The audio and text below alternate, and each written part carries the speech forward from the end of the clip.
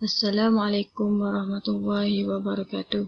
Saya Nur Sabiha binti Muhammad Yusuf dari Guru Golf ingin membentangkan tajuk esei saya iaitu huraikan cogan kata berkhidmat dalam pengakap. Untuk pendahuluan, pengakap telah diasaskan oleh seorang bangsa Inggeris bernama Robert Stephenson Smith Baden-Powell yang terkenal dengan nama Lord Baden-Powell atau BP. Pengakap mula wujud di Malaysia sejak zaman pemerintahan British di Tanah Melayu. Kini, pengakap bukan lagi satu uniform yang asing di Malaysia. Perkara ini dibuktikan daripada Persekutuan Pengakap Malaysia yang diperbadankan melalui Akta Persekutuan Pengakap Malaysia. Pengakap ini dibahagikan kepada beberapa peringkat iaitu peringkat pengakap kanak-kanak yang berumur 7 hingga 8 tahun, pengakap muda yang berumur 9 hingga 14 tahun, pengakap remaja yang berumur 15 hingga 17 tahun dan pengakap kelana yang berumur 18 tahun dan ke atas. Setiap jenis-jenis peringkat pengakap ini mempunyai cogan kata yang tersendiri iaitu untuk pengakap kanak-kanak buat habis baik, pengakap muda selalu sedia, pengakap remaja pandang luas dan pengakap kelana adalah berkhidmat. Saya akan menghuraikan tentang cogan kata berkhidmat untuk pengakap kelana. Yang pertama adalah perangsang kepada ahli kelana. Cogan kata berkhidmat akan menjadikan seseorang yang menyertai kelana berasa mempunyai tanggungjawab yang besar. Perkara ini akan membuat ahli kelana sedar bahawa sebagai seorang ahli kelana yang baik, mereka perlu sentiasa dan menolong masyarakat dan individu yang memerlukan pertolongan. Maka perkara ini memberikan dorongan dan perangsang kepada ahli kelana untuk sentiasa berkhidmat untuk masyarakat tanpa mengira masa mahupun ganjaran. Yang kedua adalah tanggungjawab dalam masyarakat besar.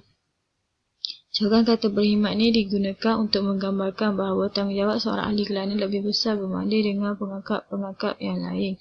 Hal ini kerana pada peringkat umur pengakap kelana telah mempunyai jati diri yang tinggi berbanding dengan pengakap-pengakap yang lain. Contohnya pengakap muda, pengakap kanak-kanak, pengakap remaja. Pada peringkat pengakap tersebut, ia hanyalah untuk membina jati diri sendiri dan tidak meluas kepada masyarakat, tetapi setelah melalui semua fasa tersebut, apabila naik kepada pengakap kelana, jati diri tersebut telah ada dan pada peringkat umur tersebut memang sesuai untuk membantu masyarakat dengan melibatkan aktiviti dalam aktiviti sukarelawan. Yang seterusnya adalah tuntutan ke atas janji pengakap. Seperti kita tahu, dalam persetiaan pengakap ada menyebut tentang menolong orang pada setiap masa. Cogan kata ini berkait rapat dengan persetiaan tersebut. Seorang pengakap kelana harus berpegang teguh kepada persetiaan pengakap tersebut. Janji untuk menolong orang pada setiap masa mesti ditepati dengan memberikan perkhidmatan yang terbaik kepada masyarakat yang memerlukan. Perkara ini ditambahkan juga, masyarakat juga banyak memberi manfaat kepada kita. Oleh itu, kelana perlu memberi manfaat atau perkhidmatan kepada mereka. Seperti kita tahu, di dunia ini kita give and take. Orang memberi, kita juga memberi orang, dan pastinya orang akan menghargai jika kita membuat sedemikian. Baiklah, kesimpulannya, cogan kata berkhidmat memberikan gambaran tentang hubungan pengakap dengan masyarakat. Perkhidmatan yang diberikan oleh pengakap kelana tidak mengharapkan ganjaran maupun upah daripada mana-mana pihak.